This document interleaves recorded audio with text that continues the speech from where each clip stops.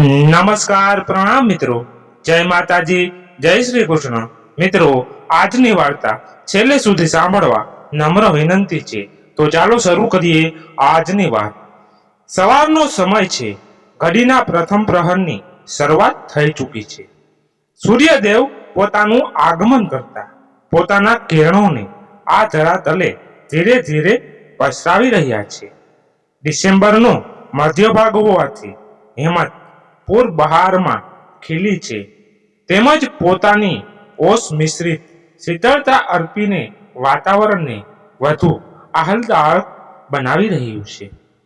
જ્યાં આ શાંત વાતાવરણમાં પણ પક્ષીઓ કલશોલ કરીને ઉડાઉડ કરતા જાણે પોતાની હયાતીની સાક્ષી પૂરી રહ્યા છે.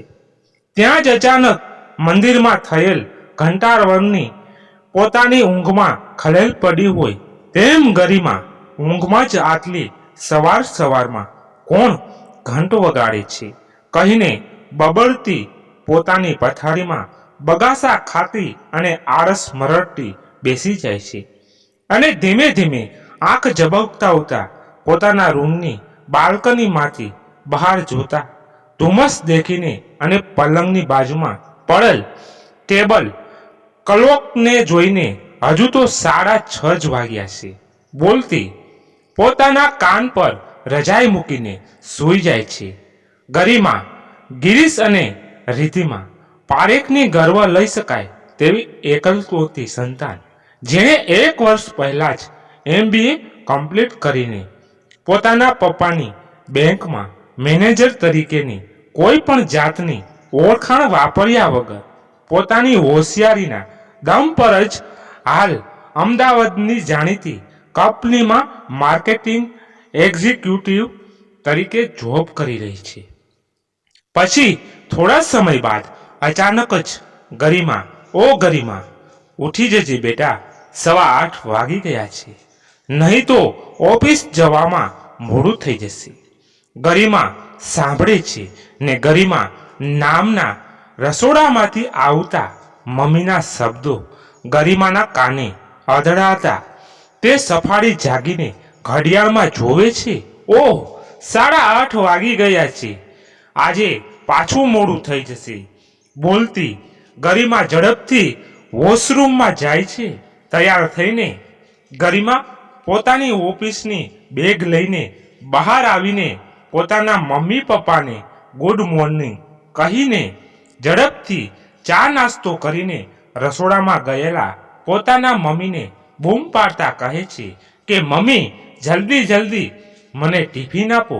આમ પણ ઓફિસ જવામાં મને મોડું થઈ ગયું છે અને વધારે મોડું કરાવવા માટે તો છે જ પેલા હિંચકાવાળા દાદી.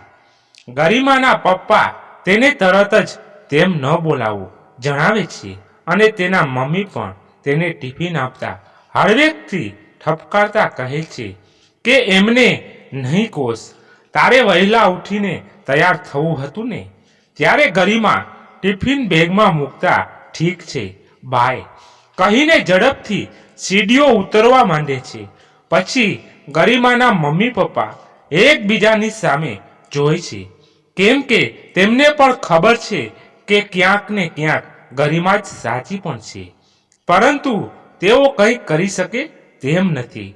જ્યાં બીજી તરફ ગરિમા જેવી હેલ્મેટ પહેરીને સ્કૂટી સ્ટાર્ટ કરવા જાય છે કે ત્યાં જ તેના કાને શબ્દો અથડાય છે, કઠે જાવું. અને ગરિમા અકળાતી ચીડાતી પાછું ફરીને જોઈ છે તો એક 80-85 વર્ષના આંખ પર કાળી ફ્રેમના ડાબલા જેવા ચશ્મા પહેરેલા, થોડાક પતળા પણ મજબૂત બાંધાના કરચલીવાળા હાથોથી ઈંધોણી બનાવતા અને મારવાડી પરિવેશમાં સજ્જ હિંચકા પર બેસેલ એક હસમુખ વૃદ્ધા તેને પૂછી રહ્યા છે. ગરિમા હેલ્મેટ કાઢીને પોતાની અકળામણ મોઢા પર ન કળાવવા દેતા થોડુંક હસતું મોઢું રાખવાની કોશિશ કરતી. દાદી ઓફિસે કહીને ઝડપથી હેલ્મેટ પહેરીને દાદી આગળ કંઈ પણ બોલે તે પહેલા જ સ્કૂટી સ્ટાર્ટ કરીને ત્યાંથી રવાના થઈ જાય છે. ઓફિસે પહોંચીને પોતાની સ્કૂટી પાર્ક કરીને મોડું થઈ ગયું હોવાથી ઝડપથી સીડીઓ ચડતી ગરિમા જેવી ઓફિસમાં પગ મૂકે છે કે ત્યાં જ તેના બોસ જાણે કે તેનું સ્વાગત કરવા માટે જ ઊભા હોય છે તેમ ગુસ્સામાં ઊભેલા જોવા મળે છે. જેવી ગરિમા પોતાના બોસને ગુડ મોર્નિંગ કહેવા જાય છે કે તરત જ તેના બોસ તેને ઈશારાથી ઘડિયાળ બતાવવા પૂછે છે કે કેટલા વાગ્યા. જેવો ગરિમા કંઈ જવાબ આપે તે પહેલા જ તેના બોસ તેને આખા સ્ટાફની વચ્ચે ખખડાવે છે અને તેને જણાવે છે કે તેની મોડી આવવાની આદતના કારણે તેની બુદ્ધિ, શક્તિ અને કાર્યક્ષમતા બંનેમાં ઘટાડો થઈ રહ્યો છે. તેમજ તે પોતાની કંપનીની સર્વિસીસને અન્ય કંપનીઓ સામે વ્યવસ્થિત પ્રેઝન્ટ ન કરી શકવાના કારણે કંપની પર પણ અસર થઈ રહી છે અને તેને જોઈને બીજા સ્ટાફ મેમ્બર્સ પણ પોતપોતાની મનમાની કરી રહ્યા છે, જેથી કંપની પણ ધીરે ધીરે પોતાના ગ્રાહકો ગુમાવી રહી છે. માટે બોસ તેને છેલ્લો ચાન્સ આપતા જણાવે છે કે સૌપ્રથમ તો તેની મોડા આવવાની આદત સુધારે, ત્યારબાદ પોતાના કામ પર ફોકસ કરે અને જો તે તેની કોઈ પણ આદત સુધારવા ન માંગતી હોય તો બહેતર છે કે તે બીજા દિવસે ઓફિસે જ ન આવે. બોસ પાસેથી ઠપકાર મેળવીને ગરિમા ત્યારે તો કશું જ નથી બોલી શકતી અને પોતાના સ્ટાફ મેમ્બર્સની સામે રડી પણ નથી શકતી. બસ પોતાના આંસુ ગળીને અને પોતાના કલીગ્સને હૈયા ધારણ મેળવીને આખો દિવસ તણાવગ્રસ્ત સ્થિતિમાં જ માંડ કાઢે છે. ઓફિસનો સમય પસાર કરીને વ્યગ્ર સ્થિતિમાં જ ગરિમા ઘરે આવવા નીકળે છે અને ઘરે આવીને જેવી સ્કૂટી પાર્ક કરે છે કે તરત જ હિંચકાવાળા દાદી આ ગઈ કહીને પૂછે છે. ગરિમા હેલ્મેટ ઉતારતી દાદીની પાસે જાય છે અને પોતાના ગુસ્સા અને સંયમનો બાંધ તોડતા ચીડાઈને દાદીને કહે છે કે હા આવી ગઈ અને હવે અહીંયા જ રહેવાની છું, ખુશ. અને તેમના લીધે જ આજે તેની નોકરી ખતરામાં છે તેવું કડક શબ્દોમાં જણાવીને પગ પછાડતી દાદર પર ચડતી તણાવગ્રસ્ત સ્થિતિમાં જ ઘરે આવે છે. પોતાની દીકરીના પરગવ સાંભળીને તેની મન સ્થિતિથી વાફેક ગરિમાના મમ્મી તેના માટે રસોડામાંથી પાણીનો ગ્લાસ લઈને આવે છે અને જેવી તે પાણી પીને થોડીક સ્થિર થાય છે તેવા તરત જ તેના મમ્મી તેને શાંતિથી પૂછે છે કે શું વાત છે, કેમ આટલી બધી ચિંતિત છે. ત્યારે શરૂઆતમાં તો તે કશું જ નથી બોલી શકતી, પરંતુ ત્યારબાદ રણમસ અવાજે જ ઓફિસમાં જે કંઈ પણ થયું તેનાથી પોતાના મમ્મીને માહિતી સાગર કરે છે, જ્યાં થોડાક સમય તો વાતાવરણમાં ગમગીની છવાઈ જાય છે. પછી તુરંત જ ગરિમાના મમ્મી વાતાવરણમાં હળવાશ લાવવા પોતાનું મૌન તોડતા ગરિમાને ચિંતા ન કરવા જણાવે છે અને પોતાની દીકરીનો મૂડ ઠીક કરવા તેની માટે ગરમાગરમ ચા લઈને આવે છે. ગરિમા ચાની ચુસ્કી લેતા પાછી દાદીને યાદ કરતા બોલે છે કે આ બધું પેલા હિંચકાવાળા દાદીના લીધે જ થયું છે અને તરત જ ગરિમાને અટકાવતા તેના મમ્મી આ બાબતમાં દાદીને વચ્ચે ન લાવવાનું જણાવે છે, જેનાથી ભડકેલી ગરિમા તેના મમ્મી પર ચીડાતા તેમને જણાવે છે કે કેમ ન લાવે દાદીને વચ્ચે, આજે તેમના લીધે જ તો તેની નોકરી ખતરામાં છે અને શું તે રિઝિગ્નેશનની રાહ જોઈ, જે તેને બહુ જલ્દી જ મળવાનું પણ છે. પછી આગળ કોઈ વાત ન વધારતા તે પોતાના રૂમમાં જાય છે અને ત્યાંથી બાલ્કનીમાં ઊભી રહીને આસપાસના વાતાવરણને અને લોકોને જોઈને પોતાના મનને શાંત કરવાનો પ્રયત્ન કરે છે. પરંતુ તેની નજર એકાએક જ હિંચકામાં બેસેલા દાદી પર મંડાઈ જાય છે અને ચીડાતી તે બાલ્કનીમાંથી પરત આવીને પલંગ પર આંખ મીચીને આડી પડી જાય છે. જ્યાં ગરિમાના મગજમાં આજે ઓફિસમાં જે કંઈ પણ થયું તે અને તેના બોસના કહેલા શબ્દો જ ઘુમરાયા કરે છે. આ વિચારમાળાનો અંત ત્યારે આવે છે જ્યારે તેના પપ્પા તેના માથા પર હાથ ફેરવતા ફેરવતા ગરિમા ગરિમા કહીને તેને જમવા માટે બોલાવવા આવે છે.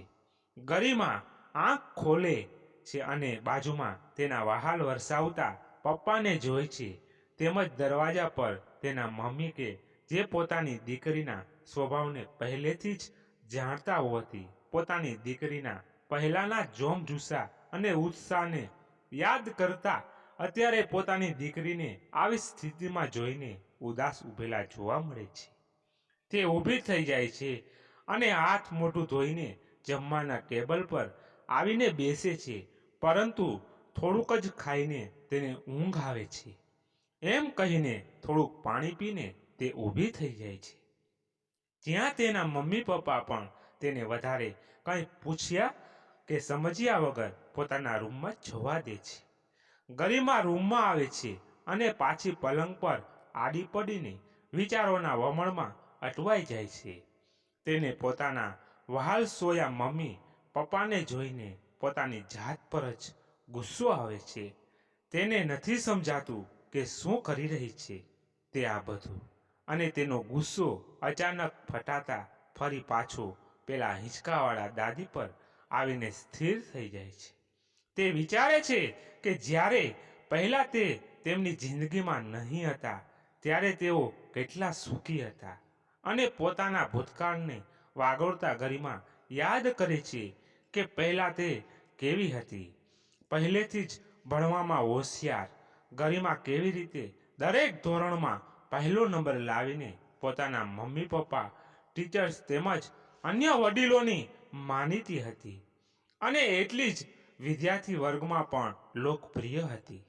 કોલેજ કાળમાં પણ તેને પોતાનો પહેલો નંબર જાળવીને જ અમદાવાદની જાણીતી ઇન્સ્ટિટ્યૂટમાંથી MBAની ડિગ્રી મેળવી હતી, અને પોતાની જાત મહેનતથી જ પોતાના પપ્પાની કોઈ પણ જાતની ઓળખાણ વાપર્યા વગર અમદાવાદની જાણીતી કંપનીમાં માર્કેટિંગ એક્ઝિક્યુટિવ તરીકે જોડાઈ હતી, અને તેના મમ્મી પપ્પા તેના પર ગર્વ લઈ શકે તેવો એક ઓર કારનામું પોતાની સફળતાની લિસ્ટમાં જોડ્યું હતું. જ્યાં આ કંપનીમાં પણ તેનામાં આવેલ પપ્પાની હોશિયારી અને પ્રમાણિકતા તેમજ માતાની બીજાને સારી રીતે સમજી શકવાની આવડત અને સરળ સ્વભાવના ગુણથી અને પોતાની સારી કોમ્યુનિકેશન સ્કિલ તથા સાલસ સ્વભાવથી અમુક જ મહિનામાં પોતાની કંપની તરફ અન્ય કંપનીઓએ ડીલ કરવામાં, પોતાની કંપનીના પ્રોડક્ટ્સ યુઝ કરવા માટે ગ્રાહકોને આકર્ષવામાં અને કંપનીને નફો કરાવવામાં પણ સફળ રહી હતી. તેમજ પોતાની કંપનીમાં પણ માનને માત્ર બની હતી, પરંતુ જ્યારથી તે આ દાદીના સંપર્કમાં આવી હતી ત્યારથી દાદીના તેને રોજ ઓફિસ જતા ઝડપી પાડીને તેની સાથે વાતો કરવાના સ્વભાવને કારણે અને તેમને ટાળી પણ ન શકવાના કારણે તેને ઓફિસ જવામાં મોડું થતા અને પોતાના કાર્ય પ્રત્યે પણ પૂરતું ધ્યાન ન આપી શકવાના કારણે પોતાના બોસના ગુસ્સાનો શિકાર રોજ બનતી. આ રોજના ઠપકાઓથી ત્રસ્ત તે પોતાના કામ પર પણ ધ્યાન નહોતી આપી શકતી, અને તેણે પોતાનો મૂળ સ્વભાવ છોડીને હવે ચીડચીડી બની ગઈ હતી.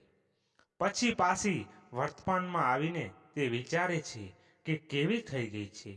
તે આવા પ્રશ્નો ખુદને જ પૂછતી અને તેની પરિસ્થિતિઓ માટે દાદીના જવાબદાર ઠેરવતી અને કોસતી તે સૂઈ જાય છે. સવારે ઉઠીને તૈયાર થઈને આવીને રોજિંદા ક્રમ મુજબ જ ગરિમા મમ્મી પપ્પાને ગુડ મોર્નિંગ કહીને ચા નાસ્તો કરીને ટિફિન લઈને બાઇક કરતી ઝડપથી ઘરની સીડીઓ ઉતરવા માંડે છે, અને જેવી હેલ્મેટ પહેરીને સ્કૂટી સ્ટાર્ટ કરવા જાય છે કે ત્યાં જ કોઈ શબ્દો કાને ન અથડાતા આશ્ચર્યથી પાછળ ફરીને જોઈ છે તો હિંચકો ખાલી જોઈને દાદી ક્યાં? ના વિચારીને બ્રેક મારતા હાશકારો અને આનંદ અનુભવતી ત્યાંથી રવાના થાય છે. અને જેવી ઓફિસે પહોંચે છે કે તેને ઓફિસ વહેલી આવીને જોઈને તેના બોસ પણ તેને ઠપકો ન આપતા ગરિમા પોતાનો આજનો દિવસ ખુશી ખુશી હળવાશથી પસાર કરે છે. ખુશ થતી જ ગરિમા પોતાના ઘરે આવીને સ્કૂટી પાર્ક કરીને ઘરે જવા માટે જેવા પગ માંડે છે કે ત્યાં જ તેની નજર ફરીથી સામેના ઘર પર દાદી વગરના ખાલી હિંચકા પર પડે છે. અને દાદી વગરનો હજુ પણ ખાલી હિંચકો જોઈને આશ્ચર્યથી જ પોતાના ઘરના દાદર ચડવા માંડે છે. જેવી પોતાના ઘરમાં પ્રવેશ કરે છે કે તેની નજર ચિંતામાં કશેક ઉતાવળે જવાની તૈયાર કરતા તેના મમ્મી પપ્પા પર પડે છે. તે પૂછે છે કે શું થયું છે અને તેઓ આટલી ચિંતામાં ક્યાં જઈ રહ્યા છે. ત્યારે તેના મમ્મી તેને જતા જતા જણાવે છે કે તેઓ હોસ્પિટલ જાય છે. હિંચકાવાળા દાદીને હાર્ટ એટેક આવ્યો છે અને તે હોસ્પિટલ લાઇન્સ છે. ગરિમા આગળ કંઈ પણ પ્રશ્ન પૂછે તે પહેલાં જ તેના મમ્મી પપ્પા તેને ફોન પર કોન્ટેક્ટમાં રહેશે કહીને ત્યાંથી રવાના થાય છે. ગરિમા દરવાજો બંધ કરીને વિચારોમાં ચક્રાવે ચડી જાય છે અને ચાલતા ચાલતા અચાનક સોફા પર ધબ દઈને બેસી જાય છે. દાદી વિશે સાંભળીને તેને દુઃખ થાય છે અને પોતે દાદી સાથે કરેલા ખરાબ વર્તનને યાદ કરતા પછતાય છે. પછી વિચારે છે કે ક્યાંક મારા ગમે તેમ બોલવાથી જ તો તેમને એટેક નહીં આવ્યો હોય ને. અને તેની આંખોમાંથી આંસુ નીકળી જાય છે. થોડાક જ સમય પછી પોતાના આંસુ લૂછીને ટેબલ પરથી પાણી લઈને પીએ છે. ત્યાં જ તેના મમ્મીનો ફોન આવે છે અને તે ગરિમાને દાદીની ખબર આપતા જણાવે છે કે દાદીને હવે સારું છે અને હાલ બેહોશ છે. સમયસર દાખલ કર્યા એટલે બચી ગયા. બીજી વાર ઘરે આવીને જણાવશે એમ કહીને ફોન મૂકી દે છે. મમ્મીની આ વાત સાંભળીને ગરિમાને થોડોક હાશકારો થાય છે અને થોડીક સ્વસ્થતા મેળવીને તે પોતાના રૂમમાં જઈને બાલ્કનીમાંથી દાદી વગરના હિંચકાને જોયા કરે છે અને ભૂતકાળની યાદોમાં ખોવાઈ જાય છે. તેને યાદ આવે છે કે કેવી રીતે 6 મહિના પહેલા તે તેના મમ્મી પપ્પા સાથે આ સોસાયટીમાં ઘર જોવા માટે આવી હતી. ત્યારે પહેલીવાર તેણે આ હિંચકાવાળા દાદીને આરામથી પોતાના હિંચકા પર નીંદર કાઢતા જોયા હતા.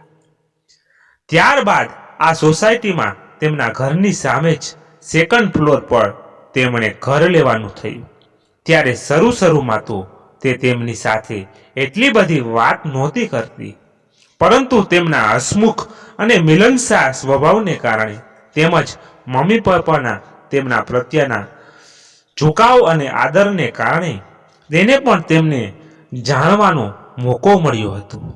તેમનો બહોળો મારવાડી પરિવાર, જેમાં તેમના છોકરાઓ, વહુઓ, તેમના પૌત્ર પૌત્રી અને તેમના પ્રપૌત્ર પ્રપૌત્રીઓ મળીને કુલ 20-25 જણાનો સમાવેશ થયો હતો. પોતાના ઘરની સામેનો આખો બ્લોક તેમનો હતો. આ ઉપરાંત તેમની અહીં જ અમદાવાદમાં જ કાપડની 6 દુકાનો તેમજ ગામમાં પણ પુસ્તકની મકાન, ખેતી અને જમીન હતા. ટૂંકમાં પૈસે ટકે પણ સુખી સંપન્ન પરિવાર કહી શકાય.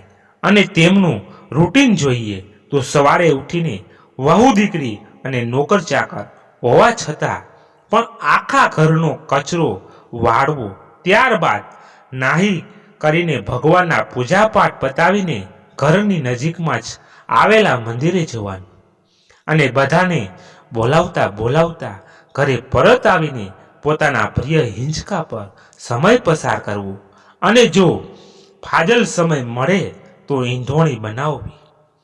તેમને હિંચકા પ્રત્યેનું વળગણ એટલું બધું કે તે ખાલી ખાવા પીવા માટે જ ઘરે જતા. બાકીનો સમય હિંચકા પર જ પસાર કરતા. જો કે આખી સોસાયટીમાં તેમના હસમુખ અને મિલનસાર સ્વભાવના કારણે જ બધા તેમને અને તે બધાની ઓળખાણ કોઈ બહારનું વ્યક્તિ પણ જો સોસાયટીમાં આવે તો તેમને મળ્યા વગર ન જાય તેવો તેમનો સ્વભાવ હતો. નાના મોટા સૌ કોઈનો તેમના હિંચકાની આસપાસ મેળાવડો જોવા મળતો, કારણ કે તે ક્યારેક લોકોના ટ્રબલ શૂટર તરીકે પણ કાર્ય કરતા અને વાતોનો તો તેમની પાસે હંમેશા જ ખજાનો રહેતો. આમ સૌ કોઈના ચાહીતા હોવાથી બધા તેમને હિંચકાવાળા દાદી તરીકે જ બોલાવતા. પણ જ્યાં શરૂઆતમાં તેને પોતાને પણ આ દાદી મિલનસાર સ્વભાવ અને કામ કરવાનું જોમ જોઈને ઉર્જાથી ભરપૂર પ્રેરણાનો સ્ત્રોત લાગ્યા હતા. અને ઘણીવાર તેને પણ તેમની પરિસ્થિતિઓનો ટેકલ કરવાની સૂઝબૂઝ પૂર્વકની વાતોથી પોતાની સામે આવતી પરિસ્થિતિઓમાં કેવી રીતે રસ્તો કાઢવો તેના આઈડિયાસ મળતા હોવાથી પોતાને પણ દાદી ટ્રબલ શૂટર લાગ્યા હતા. અને પોતે પણ તેમને પોતાની ઓફિસની વાતો કરતી હોવાની તેનું અને દાદીનું ટ્યુનિંગ પણ સારું થઈ ગયું હતું. પરંતુ જેમ જેમ દિવસો પસાર થવા લાગ્યા તેમ તેમ દાદીની તેની અને તેના ઓફિસની વાતો જાણવાની તાલાવેલી વધવા લાગી હતી. માટે કશેક પણ કામ માટે બહાર જવાનું થતું ત્યારે તેમની કઠે જાઓ કહીને પાછળથી ટોકવાની અને આવે ત્યારે આ ગઈ કહીને શું કામ કરીને આવી તે જાણવાની તાલાવેલી જોતા હવે દાદી તેને પંચાત અને જબરા લાગવા માંડ્યા હતા. અને પછી હદ તો ત્યારે થઈ કે જ્યારે ઓફિસે જવાના સમયે જ દાદી તેને બોલાવીને વાતોમાં આરામથી 15-20 મિનિટ ખેંચી કાઢતા. આમ ઓફિસે જતા પોતાને ઝડપી પાડવાનો દાદીનો નિત્યક્રમ થઈ ગયો હોવાથી અને પોતે પણ કામ બરાબર ન કરી શકવાને કારણે બોસનો ઓફિસમાં રોજ ઠપકો મળતા તેને દાદી હવે ટ્રબલ શૂટર નહીં પણ ટ્રબલ મેકર લાગવા લાગ્યા હતા. અને જ્યાં બીજી બાજુ નાનપણમાં જે હિંચકો તેને તેના દાદા દાદી સાથેની યાદો માટેનું પસંદીદા સાધન લાગતું હતું તેની જગ્યાએ તે જોઈને તેને હવે ધૂણા થવા લાગી હતી. પછી અચાનક જ તેને ડોરબેલનો અવાજ સંભળાય છે અને પાછી તે વર્તમાનમાં આવી જાય છે અને દરવાજો ખોલે છે. મમ્મી પપ્પાને થાકેલા જોઈને તેમની માટે પાણી લઈને આવે છે અને પૂછે છે કે દાદીને કેમ છે. ત્યારે ગરિમાના પપ્પા તેને જણાવે છે કે હવે સારું છે, કાલે એવું હોય તો તું મળી આવજે. અઠવાડિયા પછી રજા આપવાના છે અને ગરિમા હમ કરીને મમ્મી પપ્પાને ગુડ નાઇટ કહીને પાણીનો ગ્લાસ લઈને રસોડામાં જાય છે. ઘડિયાળમાં રાતના 12:30 વાગી પણ તેને ઊંઘ નથી આવતી.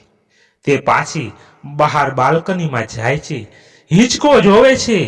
અંદર આવીને તેના મમ્મી પપ્પાને જોવે છે અને બહાર હોલમાં હાર ચઢેલા પોતાના દાદા દાદીના ફોટાને જોવે છે. થોડીક વાર ચૂપચાપ ત્યાં જ ઊભી રહે છે અને પછી પાછી પોતાના રૂમમાં આવી જાય છે. પલંગ પર આડી પડે છે અને જેવી આંખ મીચે છે કે તેને તરત જ તેના દાદા દાદી યાદ આવી જાય છે. તેમની સાથે નાનપણમાં કરેલી મોજ મસ્તી યાદ આવે છે. તેને યાદ આવે છે કે નાનપણમાં કેવી રીતે તેને તેના દાદા દાદી હિંચકા પર બેસાડતા અને તેને હિંચકાવવા માટે પણ બાખડી પડતા. દાદા દાદી પણ ઘરના કેન્દ્ર સ્થાને આવેલ હિંચકા પર જ પોતાનો મોટા ભાગનો સમય પસાર કરતા અને પોતે પણ તેમની સાથે બેસીને કાલીકેલી ભાષામાં અલગ મલકની વાતો કરતી અને તેમના ખોળામાં જ તેમની સાથે વાર્તા સાંભળતા વાતો કરતા સૂઈ જતા. જ્યાં મોટા થતા પણ આ જ નિત્યક્રમ ચાલુ રહ્યો હતો અને એક દિવસ અચાનક કેવી રીતે દાદાનું તે હિંચકા પર જ કુદરતી રીતે મોત થયું હતું. અને તેના પછી તેમની પાછળ જ દાદી પણ જતા રહ્યા હતા. બસ તેમની યાદો તેની પાસે અકબંધ હતી, જેને તે ગમે ત્યારે ખોલી શકતી, જેમ અત્યારે ખોલી રહી હતી. જ્યાં ફરી તેને પેલા હિંચકાવાળા દાદી યાદ આવી જાય છે અને તે વિચારે છે કે એમને અચાનક કેવી રીતે એટેક આવી ગયો. તે તો સ્વસ્થ જણાતા હતા અને તેમને તો એવું કોઈ દુઃખ પણ નહીં હતું. પછી તરત વિચારે છે કે શું મારા જ વર્તમાનના કારણે તો એટેક નહીં આવ્યો હશે ને. પછી આગળ વિચારે છે કે સવાર પડતા જ તે હોસ્પિટલ જઈને તેમની ખબર અંતર પૂછીને તેમની માફી માંગી લેશે અને પછી સૂઈ જાય છે. તે સવારે ઉઠે છે, તૈયાર થાય છે, ત્યારબાદ થોડુંક શાંત ચિત્ત રાખી ઓફિસની બેગ લઈને બહાર આવે છે. બહાર આવીને ચા પીને ટિફિન લઈને મમ્મી પપ્પાને હોસ્પિટલ જઈને ઓફિસે જશે તેમ જણાવીને બાય કહીને નીકળી પડે છે. જતા જતા હિંચકા પર ધ્યાન કેન્દ્રિત કરીને ઊંડો શ્વાસ લઈને હોસ્પિટલ જવા રવાના થાય છે. હોસ્પિટલ જાય છે. રિસેપ્શન કાઉન્ટર પર જઈને પૂછે છે, એક્સક્યુઝ મી ભગવતી દેવ? હા, એક minute. Room number 13, second floor. Receptionist જવાબ આપે છે, થેન્ક્સ કહીને ગરિમા ઉપર જાય છે. તેમના રૂમની બહાર તેમના પરિવારના સભ્યો અને સગા સંબંધીઓને જોવે છે. તે રૂમમાં પ્રવેશે છે તો દાદી આડા પડ્યા હોય છે. તેમની બે વહુઓ તેમનું માથું અને પગ દબાવતી હોય છે. ગરિમાના આવ્યાની આહટ થતાં જ દાદી આંખ ખોલીને તેને જોતા જ ઉઠી જાય છે અને ખુશ થઈ જાય છે. ગરિમા તેમને કહેશે, હો દાદી કહીને ખબર અંતર પૂછે છે અને આગલા દિવસે કરેલા ગુસ્સાની માફી પણ માગે છે. દાદી તેને ઓફિસ જવાનું મોડું થઈ જશે કહીને ત્યાંથી હસતા મોઢે વિદાય કરે છે. ગરિમા બહાર નીકળે છે કે તેને કાને દાદીના કોઈ સગા દ્વારા બોલાતા શબ્દો અથડાય છે, આ ડોકરી કને ધણા રૂપિયા હે, જણ વાસ્તે રોજ ટંટો વે ઘરમાં. પછી ડોકરી દવાખાને જ જાય. આ તો દૂરથી ડુંગરો રણિયામણો અને ગરિમાને બધું જ સમજાઈ જાય છે. તે ખીણ થતી ત્યારે ઓફિસ જવા માટે નીકળે છે અને વિચારતી જ ઓફિસે પણ પહોંચે છે. બોસ ગુસ્સામાં જ તેને ઘડિયાળ બતાવવા તાડુકે છે. મેં તને કહ્યું હતું કે તારી આદત સુધાર, પણ તું તો સુધરવાની જગ્યાએ અને તેના બોસ તેને આગળ કંઈ પણ કહે તે પહેલાં જ તેમને અટકાવતા તે કહે છે કે મને યાદ છે સર કે તમે શું કહ્યું હતું. ત્યારબાદ ડેસ્ક પર જઈને પોતાનો બધો સામાન સમેટવા માંડે છે. જ્યાં તેના બોસ અને અન્ય સ્ટાફ મેમ્બર્સ તેને તેમ કરતા જોવા લાગે છે. પછી તેના બોસ તેને કંઈ પણ કહેવા જાય તે પહેલાં જ તે પોતાનો સામાન લઈને ત્યાંથી નીકળી જાય છે. સાંજના ગરિમા પોતાની મનગમતી જગ્યા જ્યાં તે પોતાનું મન બહેલાવવા અવારનવાર તેના દાદા દાદી સાથે આવતી હતી તે ઉદ્યાનના એક બાકડે બેસીને પોતાના વિચાર વમળનો અંત આણવા પોતાનો મગજને શાંત કરવાનો પ્રયત્ન કરતી હોય છે. પરંતુ દાદી અંગેના વિચારો તેનો પીછો જ નથી છોડતા. તે વિચારે છે કે કેટલો સુખી લાગતો હતો આ પરિવાર, પણ અંદર તો બધું ખોખલું જ નીકળ્યું. અને તેના દાદીને જોઈને મને પણ એવો જ ભ્રમ થયો કે તે કેટલા સુખી છે અને મારો એ જ ટાઈમ વેસ્ટ કરાવે છે. પરંતુ એ તો પોતાના બુઢાપાના ઝુરાપાને ઝેલવા માટે કોઈકનો સાથ ઈચ્છતા હતા. જ્યાં હું તેમના ઘરના લોકોના દેખીતા જ તેમને નિગ્લેક્ટ કરતા વ્યવહારને જોઈ જ ના શકી. મેં તો જોયા છે એમને રાત્રે એકલા અંધારામાં બેસેલા, અને જોયા છે ઉપર પોતપોતાના મશગુલ તેમના પરિવારના સભ્યોને. અને એ દિવસે જ્યારે મેં તેમની સાથે અભદ્ર વર્તન કર્યું ત્યારે પણ તો તેમનો પક્ષ લેવા કોઈ નીચે નહોતું આવ્યું. બસ તેમના બેસવા માટે એક હિંચકો આપી દીધો. પણ પોતાના હૃદયમાં સ્નાન નહીં પછી દુઃખી થતી અને પછતાતી ગરિમા વિચારે છે કે લોકો એકચ્યુઅલી એવા જ થઈ ગયા છે. બહાર કંઈક અંદર કંઈક. અને સંતાનો તો ખાસ બહારના કોલ્ડ સમાજમાં એવું જ બતાવશે કે જુઓ અમારા માતા પિતા અમારી સાથે જ રહે છે અને ખુશ છે. જ્યાં માતા પિતા પણ અથવા તો કંઈ નથી બોલતા, ચૂપ રહી જાય છે, અથવા તો પોતાના સંતાનોની હકીકતોનો ઢાંક પીછોડો કરતા હામી ભરી દે છે. જ્યાં અસલિયત અંદર ખાને બંનેને જ ખબર હોય છે. પછી પરિસ્થિતિ એવી પેદા થાય છે કે સંતાનો માતા પિતાની બધી પ્રોપર્ટી હડપી લઈને તેમને અથવા તો વૃદ્ધાશ્રમમાં મૂકી આવે છે અથવા સમાજને બતાવવા માટે ઘરમાં જ રાખે છે. બસ ફરક માત્ર એટલો જ કે વૃદ્ધાશ્રમમાં જઈને માતા પિતા એટલીસ્ટ પોતાના સંતાનોને કોસીને લોકોની સામે તેમની કરતૂતોને ઉજાગર કરી પોતાની અહીંયા વરાળ કાઢી શકે છે. જ્યાં બીજી બાજુ સંતાનો પોતાના માતા પિતાને વૃદ્ધાશ્રમમાં તો નથી મૂકતા પણ તેમના બધા જ હકો છીનવી લઈને તેમને બધી જ રીતે પાંગડા બનાવી દે છે. અને માતા પિતા પણ બધાના દેખતા પોતાના સંતાનોને કોસી પણ નથી શકતા અને તેમની હકીકતો આ કોલ્ડ સમાજની સામે ઉજાગર પણ નથી કરી શકતા. બસ આજ બધું ચૂપચાપ સહન કર્યા કરે છે દાદીની જેમ જ. ત્યારબાદ ભગ્ન હૃદય ગરિમા પોતાના માથા પર બે હાથ મૂકીને હતાશ થઈ જાય છે.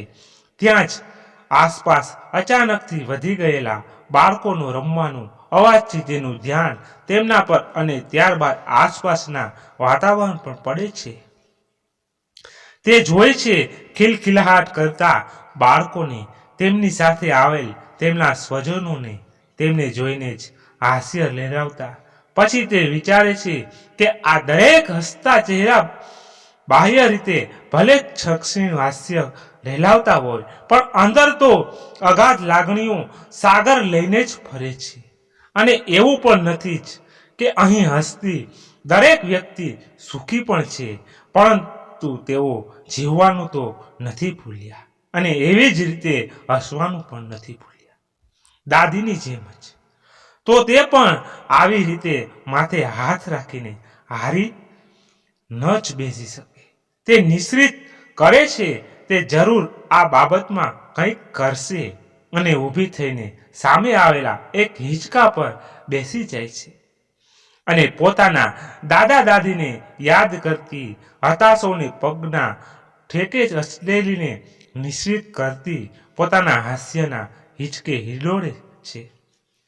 જ્યાં અત્યારે ગરિમાના બોસ તેને કોલ કરી રહ્યા છે અને તેનો ફોન સાયલન્ટ પર છે. મિત્રો, આજની વાત ગમી હોય તો લાઈક શેર જરૂર કરજો જેથી કરીને અમે બીજી નવી વાત લાવી. અને હા, આ ચેનલમાં સબસ્ક્રાઇબ જરૂરથી કરજો. ધન્યવાદ. તો મિત્રો ફરી મળીએ એક નવી કહાની સાથે. ત્યાં સુધી બધા મસ્ત રહો, તંદુરસ્ત રહો. જય માતાજી, જય દ્વારકાધીશ. હર હર મહાદેવ મહાદેવ મહાદેવ. જય શ્રી રામ.